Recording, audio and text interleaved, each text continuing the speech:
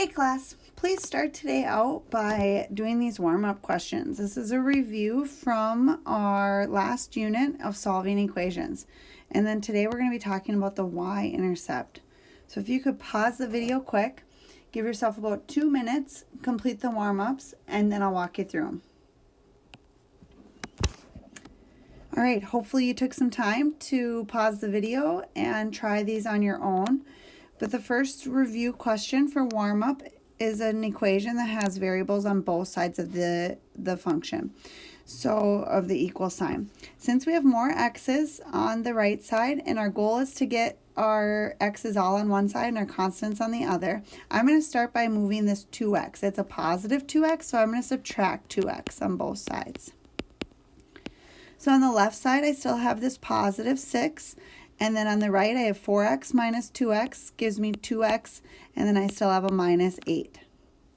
So since you moved your x's to the right, you need to move all your constant values to the left now. So you're going to do next by adding 8.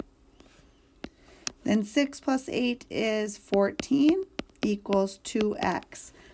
And if we have 14 equals 2x, our last step in solving for x is to divide by 2. So we should get 7 equals x, or x equals 7 as our final answer. This one we have to review the distributive property because we have negative 2 times the quantity of x minus 3.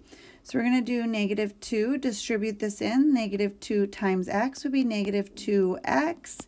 Then negative 2 times negative 3 would be positive 6 because negative times a negative is positive, equals 12. And then I'm going to finish solving this off, subtract 6, get that x value by itself. Negative 2x equals 12 minus 6, which is 6. Divide by negative 2 should get x equals 6 divided by negative 2 would be negative 3. Positive divided by negative. All right, today our focus is going to be on the y-intercept. So it's new vocabulary for some of you. And the y-intercept is going to be defined as a point or the position. It's where the line crosses the y-axis. And we can either list it as a point, and it's always the point 0 and some y coordinate, or we use b equals the y value to denote that. So b is the variable that you use to represent the y-intercept in algebra, and it's always a point 0, y. Because it's on the y-axis, it's always when x equals 0. So identifying the y-intercept of each line.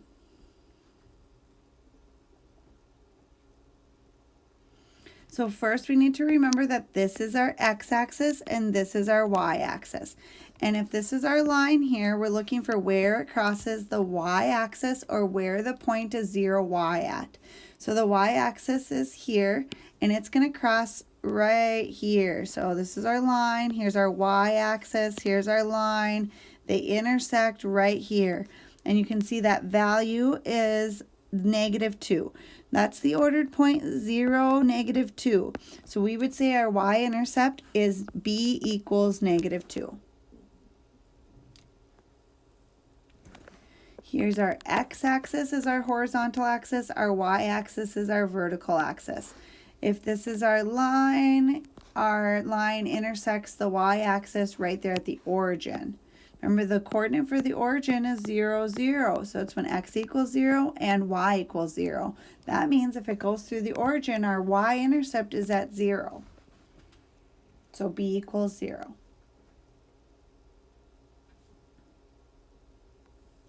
Let's try a couple more. Here's a slope.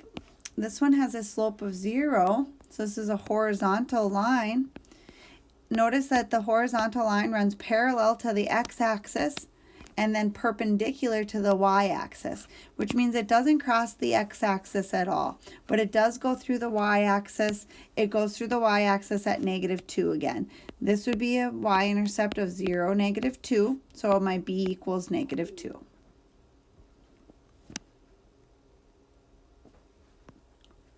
For D, this is my x-axis and this is my y-axis. Notice that my line runs perfectly vertical. It runs parallel to the y-axis and perpendicular to the x-axis. If it runs parallel to the y-axis, that means it will never cross the y-axis, which means it has no or none for the y-intercept. There is no y-intercept for this line because it does not cross the y-axis.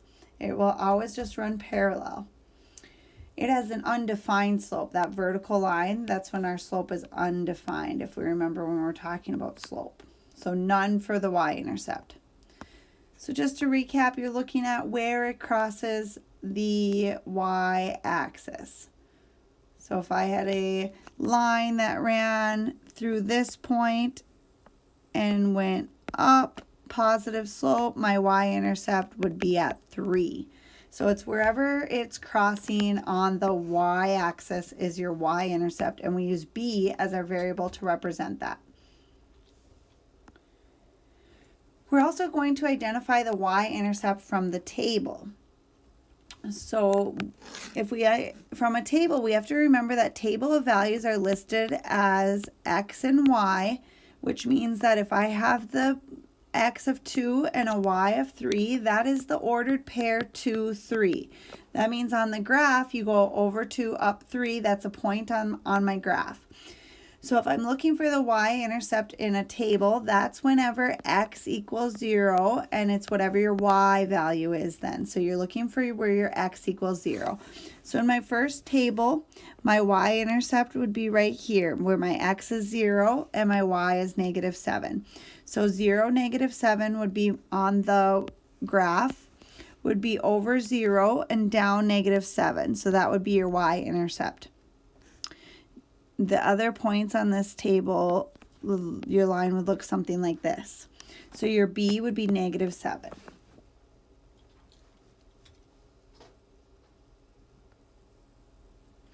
In this one, we have the point -2, 0 to start. -2, 0, where the y is 0, that's -2 over -2 up 0. So that is actually an x-intercept on the x-axis. Then -1.5, and then we have 0, 1. 0 up 1. That is actually our y-intercept, where our x is 0. That's where it will cross the y-axis. So our y-intercept is 0, 1, or the b equals 1. So when y equals 0, that's our x-intercept. But we're specifically looking only for the y-intercept today, which is where it crosses the vertical axis, the y. Sometimes our table doesn't give us enough information, and then we have to solve for that value. So if I look in just my x column, -7, -6, 5, 4, 3, I notice that there is no 0. So currently my table has not given me the y-intercept. But I know that linear equations have a pattern in the table, and if I can identify that pattern, I can find the y-intercept. So on the right side, -1 to 0 is +1. 0 to 1 is +1. So I'm adding 1 every time, +1. And then +1.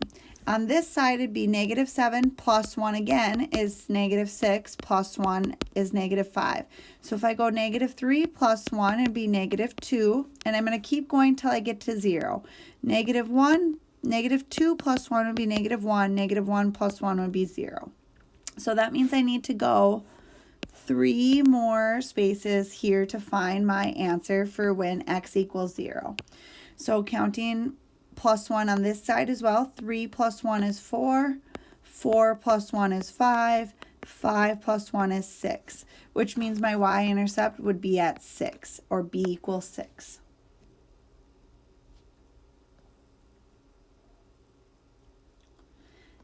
D is a similar problem, looking at just the x values, 2, 3, 4, 5, 6. It doesn't give me my y-intercept. And so I need to know when x equals 0. If I find my pattern, 2 to 3 is +1, 3 to 4 is +1, 4 to 5 is +1, 5 to 6 is +1. But then 6 + 1 would give me 7, and 7 + 1 would give me 8. So I'm not going to get to 0 if I keep going that direction. So I actually have to work backwards in this table. Over here, 11 plus 3 is 14. 14 plus 3 is 17. But again, I need to find 0. So you actually have to work backwards in this table. So you would have to do the opposite to move the other way. If 2 plus 1 is 3, you would have to do 2 minus 1 to go backwards to 1. Then do 1 minus 1 to get to 0. So I need to find two numbers here. So if I did 11 plus 3 to get to 14 and 14 plus 3 to get to 17, I'm going to do 11 minus 3 to get to 8, and then 8 minus 3 to get to 5. So 5, 6, 7, 8, 8, 9, 10, 11. So my y-intercept would be the 0.05 for that one, which means I would write b equals 5.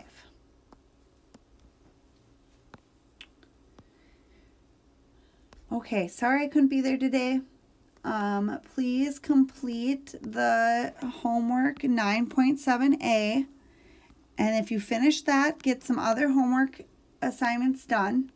And check your comments and your grades for the homework that's been submitted. I have all the grades updated as of last night. So get some more work done. Check your comments and see if you have some comments there. Fix your mistakes that you made.